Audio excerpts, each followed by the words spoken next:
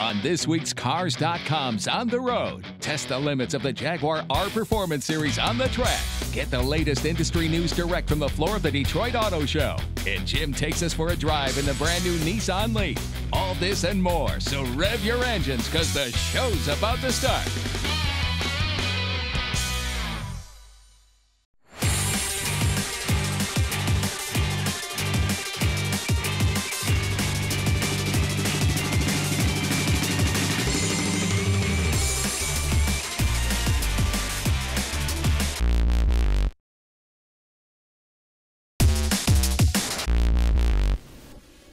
We're here for the Jaguar R Performance Academy.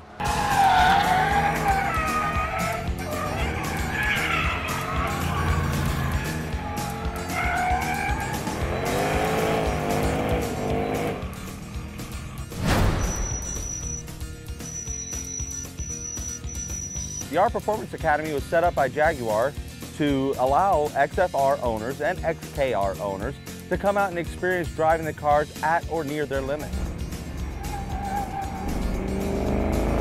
They're going to expect to come in as novice, wet behind the ears drivers, and we're not going to make race car drivers out of people by any means, but we are going to allow them the opportunity to leave here as better drivers.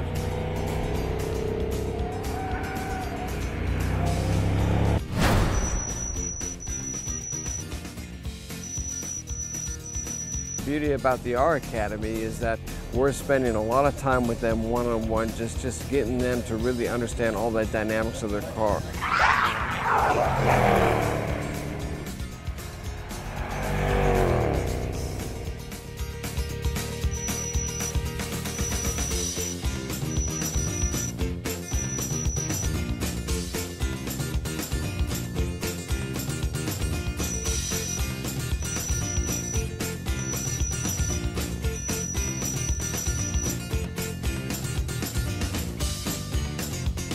For sure, when somebody leaves the Jaguar R Performance Academy, they understand all the functionality of their car, you know, what stability control does and why we have it on the car. It also makes them a much better driver just in general. From what they've learned here, everybody should be able to participate in something like this.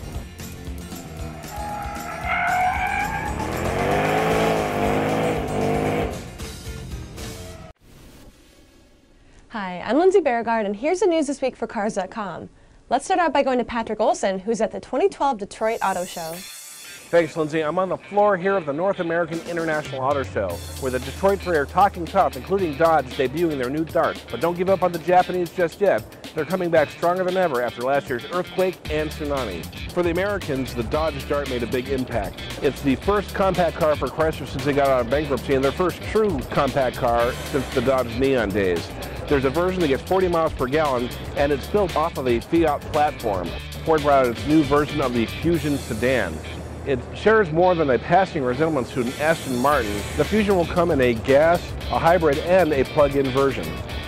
But the Japanese are not standing alone. Toyota brought out its newest member of the Prius family, the Prius C, the third member after the original Prius and the Prius V. C stands for City, and that'll work well for this car because it's very small, and it gets 53 miles per gallon in the city. Acura is going a whole different way with their concept car, the NSX. It's been gone for several years, but they're bringing it back in a couple of years, and it is a mid-engine car with plenty of power, including electric motors to drive the front wheels. The question is, can the NSX really compete with the other supercars that are already established? Thanks, Patrick. Well, after an overall positive year for car sales, GM has once again remained the top automaker in U.S. sales. Ford came in second, and Toyota was in third place. GM sales grew 13.7% over 2010, but it was Chrysler that surged the most among U.S. automakers. Chrysler saw sales spike 26% over 2010's rate after introducing a number of new models. Sales were so strong that Chrysler overtook Honda as the #4 automaker in the U.S. Toyota and Honda ran into supply issues due to last year's Japanese tsunami. Most automakers reported positive sales for 2011, with the total number hovering around 13 million new cars sold, well up from the depths of 2008 and 2009. A Honda owner is suing the automaker for what she claims is poor mileage performance in her 2006 Civic Hybrid, according to USA Today. Former corporate attorney Heather Peters has taken Honda to small claims court and hopes to get as much as $10,000. In the lawsuit, Peters alleges her Civic Hybrid never delivered the fuel economy figures publicized by Honda. She says it initially got 20% less than the 49-city, 51-highway rating advertised on the Civic Hybrid's window sticker. She also alleges that a deteriorating battery and software update only worsened the car's performance. The judge has not yet ruled on the lawsuit. Treat yourself to a test drive in the 2011 Toyota Highlander. With seating up to 7 and remarkable fuel economy, the 2011 Toyota Highlander delivers a versatile vehicle while safeguarding the family's budget. Toyota perfected each and every component on the exterior surface. Key features include a split-folding rear seat and a tire pressure monitoring system, all for under $39,000.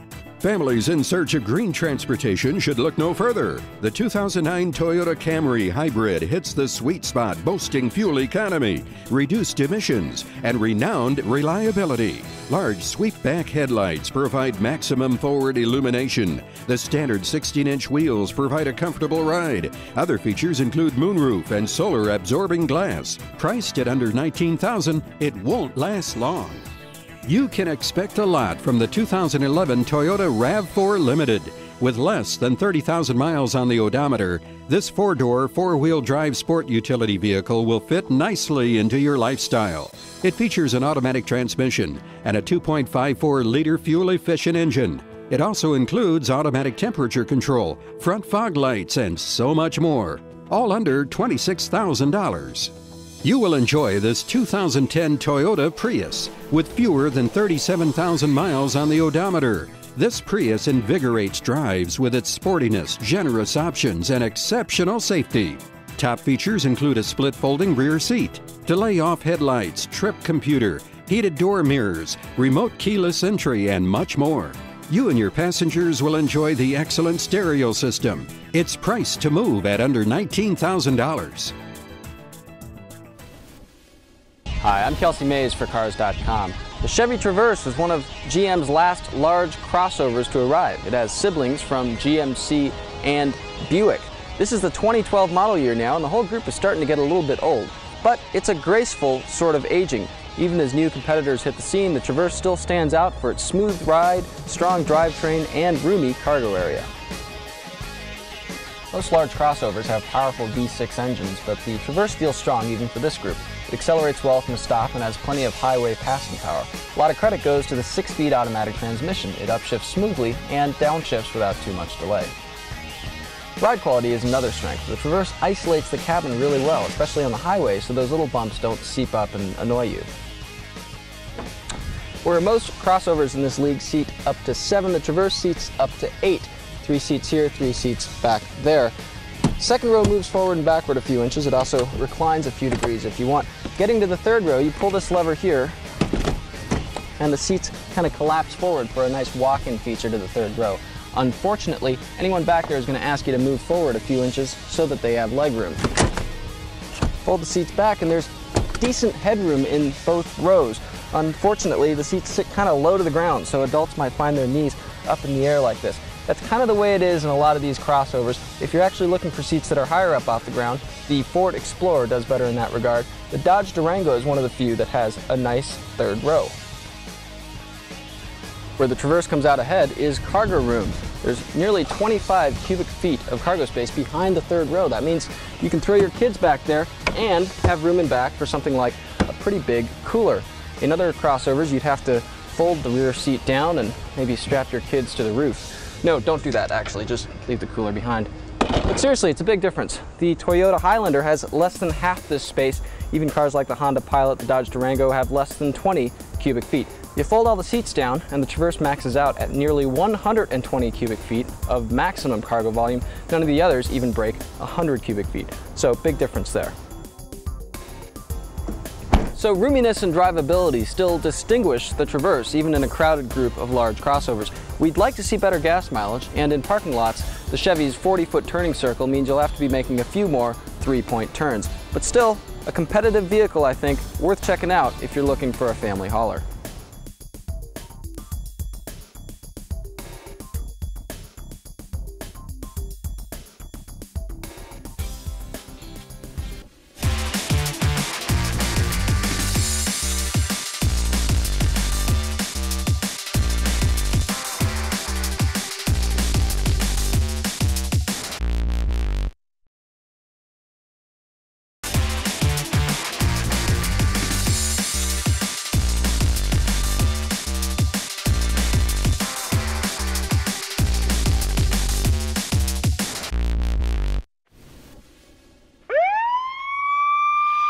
My name is Trooper Davis from Connecticut State Police Traffic Services Unit. Today I'm going to discuss 2 laser units that we utilize here in traffic services.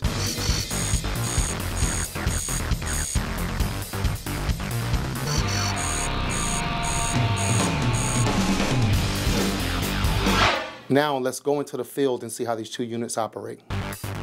Now this area looks like a very good place to run laser because as you can see it has a very wide shoulder which would make it safe not only for the trooper but also for the violator. The great thing about a laser unit is that a laser unit is target specific, which means in traffic, if I can put my red dot on the front of your vehicle, I can now ascertain the speed of your specific vehicle without capturing the speed of other vehicles around you.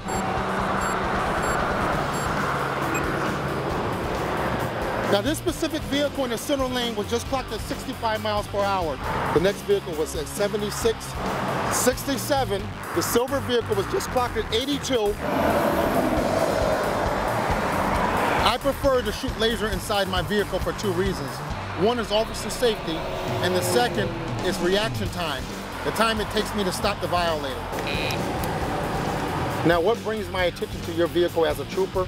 What we like to do is get an average speed of traffic flow in the Pacific area. And once you accelerate past that speed, you now have my attention.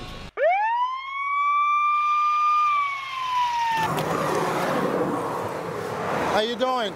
All right, I clocked you on laser at 80. You have your license registration there? I have you on laser. I'm sorry? Oh, the laser unit that I clocked you on, yes. Yes, I'm going to issue an infraction for speeding. The fine in Connecticut for 80 miles per hour in a 65 mile per hour zone, that fine is $254. Listen, if you choose to speed in the state of Connecticut, it does not matter which tool we choose to use, you will get caught.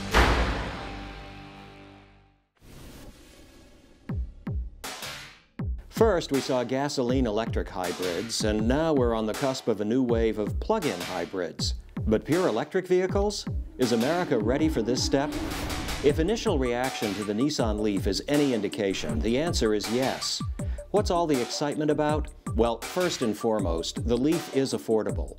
Granted, a 5-passenger compact hatchback sedan that for 2011 started at $33,630 may not seem priced for the masses, but there is a $7,500 federal tax credit that could lower the price. And compared to other proposed pure electric vehicles that are slated to go for about $20,000 more, the Nissan Leaf could be considered a bargain. For the money, buyers end up with a car that is most notable for not being all that unusual in operation. The instrumentation will take the most time to master. Step on the gas, or make that the accelerator pedal, and the Nissan Leaf charges ahead with near sports car responsiveness, up to about 40 miles per hour. Then things slow down a bit, though the Leaf still is responsive enough to merge easily onto the highway. In these speed ranges, it feels more like a 4-cylinder compact car, except it is far quieter. The ride is surprisingly comfortable.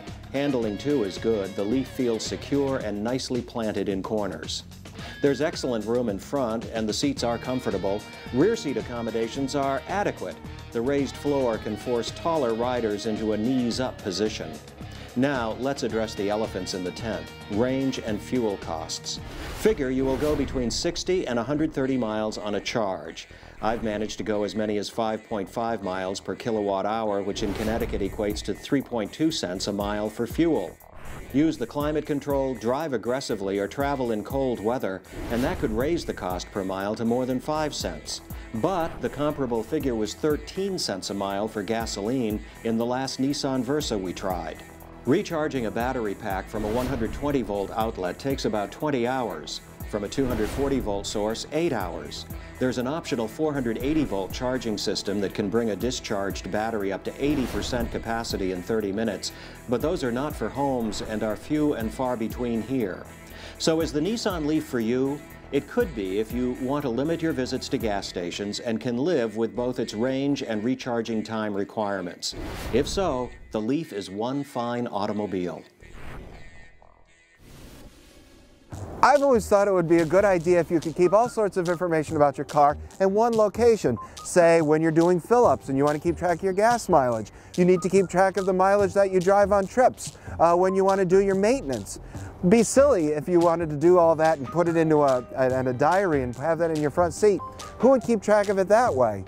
Well, you're already carrying a smartphone. When you're doing your fill-ups, when you're driving in your car, you've got your smartphone with you. I found an app for you to check out in which you can do exactly that. It's called Grease Monkey. Now, Grease Monkey, they spell it funny, G-R-E-A-S-E-M-U-N-K-Y, not with an O. So when you're checking it out in the iTunes store, make sure that you spell it right. One thing, if you go to the iTunes store to check it out, that you'll find is that it's listed as a free app. The reality is you're going to spend about $3 for this app.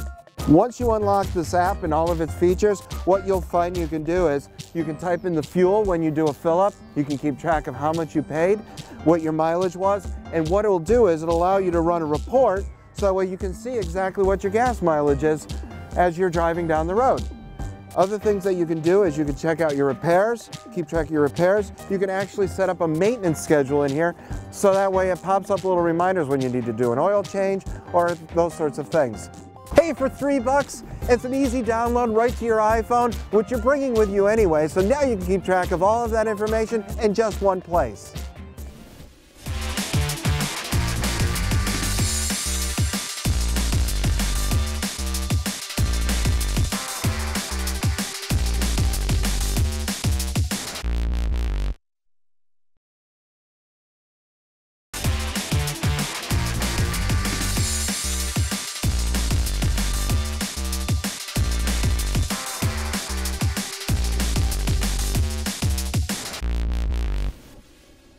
Lexus asked us if we wanted to drive the LFA supercar. It's kind of cold out, but we said, okay, we'll do it.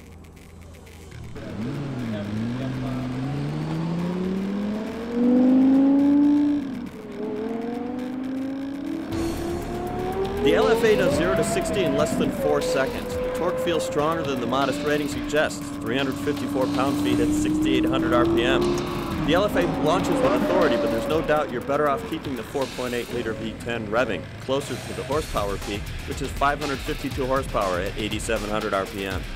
The claimed top speed is 202 miles per hour. I couldn't come close to that number, though, because the straightaways were short at the Audubon Country Club in Joliet, Illinois, and a pro driver in a Lexus ISF was pacing me. Damn it. The summer performance tires and pavement were cold, but the grip was decent. The LFA's handling is its best attribute, with excellent steering precision and feedback. The throttle is too sensitive, though. It was a challenge not to kick the rear end loose and trigger the stability system every time I went from brake to throttle. Most of the automated manual transmissions now on the market are dual clutch designs, such as those from Audi and Ferrari. The LFA employs a single clutch, ostensibly chosen for its relatively low weight versus the dual clutch type. I've never liked the single clutch, whether it was from Smart, BMW, or Lamborghini. They're definitely at home on the track, as is this one in the LFA, but they're just too bulky in normal driving. Now, for $375,000, I would think I could get a second clutch, or, of all things, a regular manual transmission with a 6-speed stick.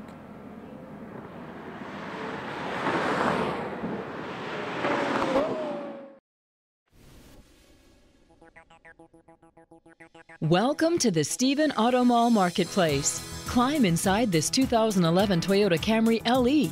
As a perennial leader among four-door sedans, the Camry consistently demonstrates exceptional value. Smooth gear shifts are achieved thanks to the 4-cylinder engine, and the spacious cabin provides occupants a comfortable ride. Just some of the features include one-touch window functionality and fully automatic headlights. Priced under $18,000, it won't last long.